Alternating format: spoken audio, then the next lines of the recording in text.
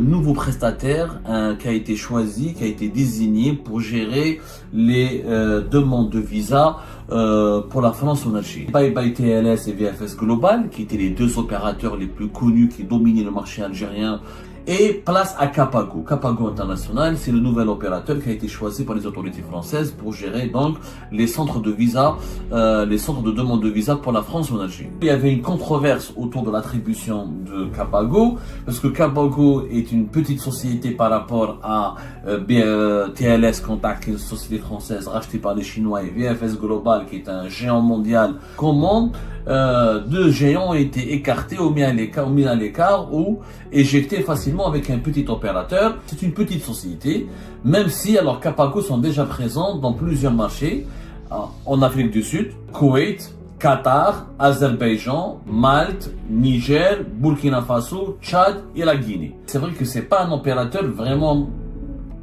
مش كبار يعني لا طاي تاعهم كاباغو راهم مش كبار صراحة. Par exemple, le VFS Global sont présents dans 153 pays avec 3400 centres et un chiffre d'affaires annuel dépassant les 3 milliards d'euros. Nouveau prestataire qui a été choisi, qui a été désigné pour gérer les demandes de visa pour la France en Algérie. L'émission s'intitulait Bye Bye TLS et VFS Global, qui étaient les deux opérateurs les plus connus qui dominaient le marché algérien, qui dominaient le marché de l'externalisation de la gestion des demandes de visa en Algérie depuis pratiquement 2012-2011. Et place à Capago. Capago International, c'est le nouvel opérateur qui a été choisi par les autorités françaises pour gérer donc les centres de visa, les centres de demande de visa pour la France en Algérie. Les visas Schengen pour la France en Algérie. C'était le 13 janvier 2025, une enquête durant laquelle on est revenu en haut et en large sur, on vous a expliqué qu'à partir du 7 avril 2025, donc juste après le Ramadan,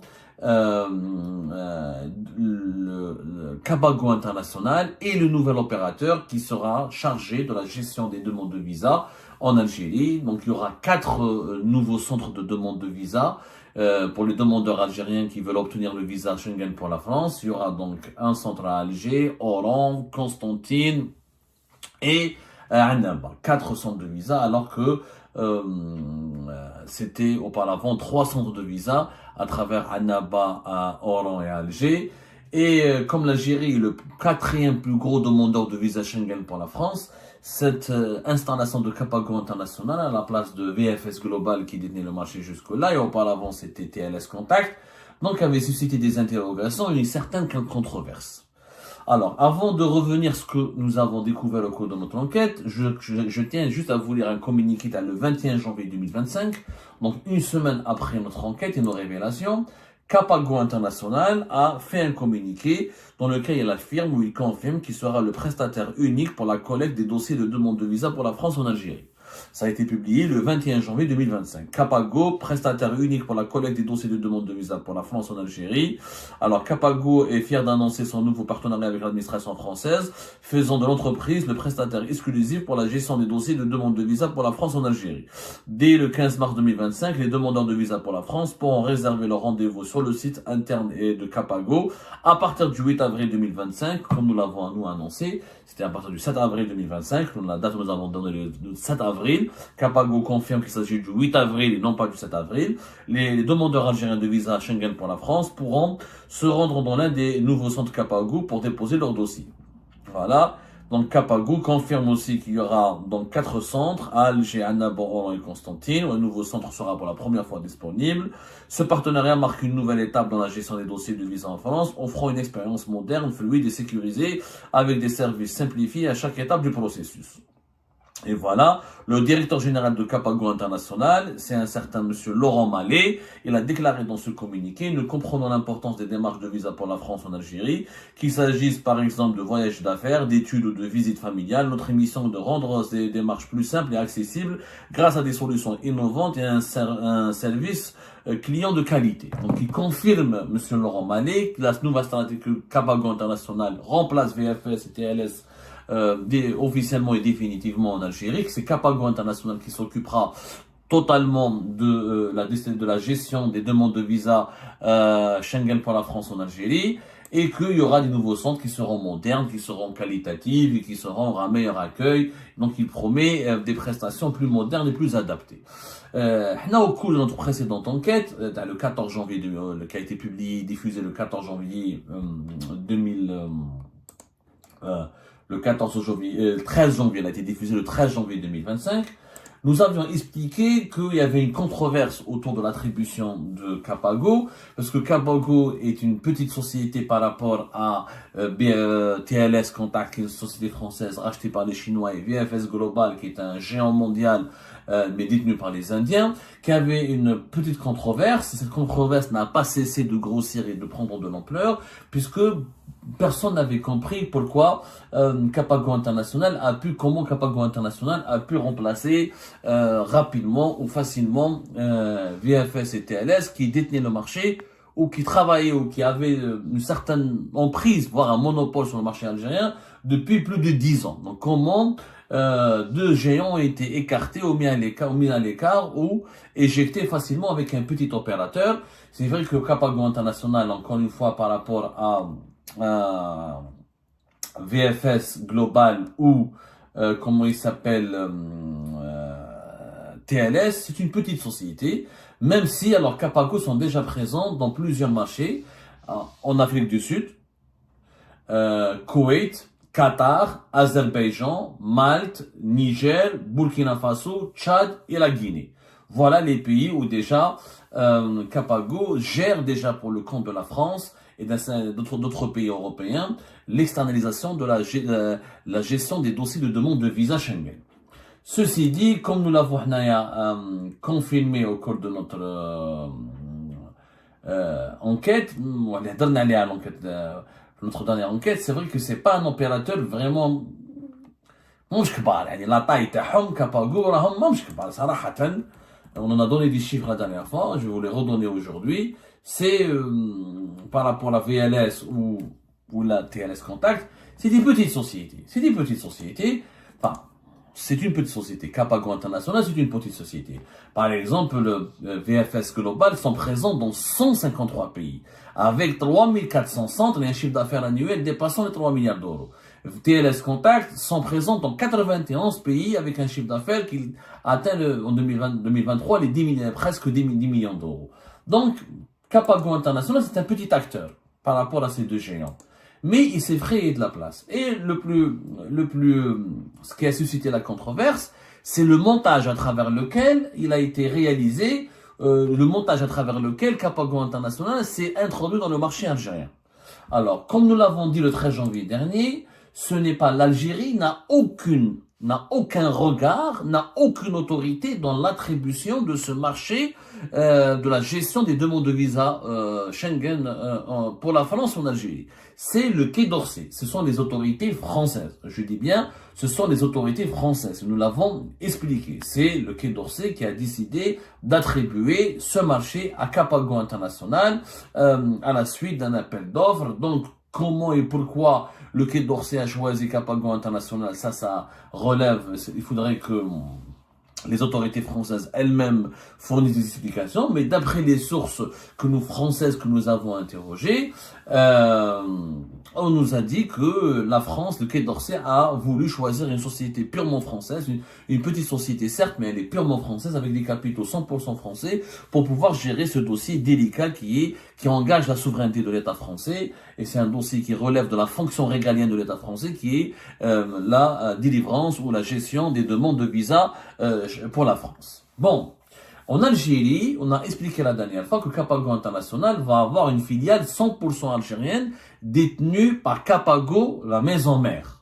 C'est la Capago Algérie, c'est elle qui va gérer les prises de rendez-vous, la collecte des dossiers de visa, leur transmission, leur transfert vers les services consulaires des consulats de France en Algérie, et c'est elle qui va gérer tout le processus à la fois de prise en charge de la gestion des demandes de visa, la collecte des dossiers, la vérification des dossiers, la prise en charge des passeports, leur acheminement depuis des centres vers les consulats de France, ensuite leur retour depuis les centres consulaires de France vers les centres de traitement des demandes de visa de Capago International. C'est une filiale purement française, algérienne, une filiale algérienne, mais détenue 100% par des capitaux français. Il n'y aurait pas de partenaires algériens. Pourtant, dans l'enquête que nous avons publiée le 13 janvier dernier, on a parlé d'un homme d'affaires algérien qui s'appelle Lies Boudiève, qui lui a été choisi par Capago International comme un partenaire, mais pas dans la filiale qui va gérer la prise de rendez-vous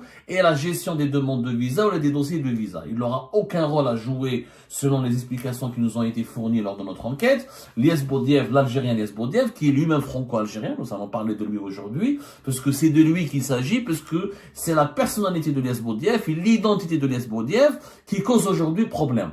Pourquoi? Parce qu'au départ, Lies Boudiève il avait un mandat de représentation. Il était le représentant exclusif de Capago International en Algérie.